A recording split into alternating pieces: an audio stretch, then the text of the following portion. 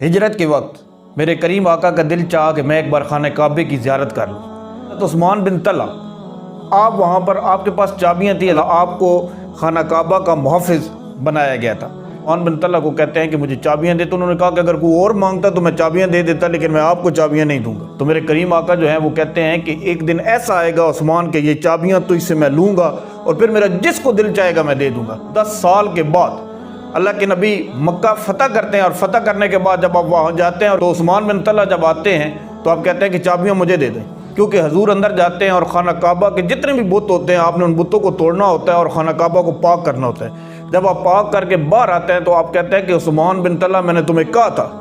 کہ ایک وقت آئے گا کہ جب میں چابیاں تم سے لوں گا اور پھر میرا جس کو دل چاہے گا میں اس کو چابیاں دوں گا، تو یہ لو چابیاں، آج میں پھر تمہیں واپس کرتا ہوں اور آج کے بعد تم ہی اس خانہ کعبہ کے محافظ ہو۔ تو عثمان حیران ہو جاتے ہیں اور وہ کہتے ہیں کہ حضور مجھے بھی کلمہ پڑھا دیں۔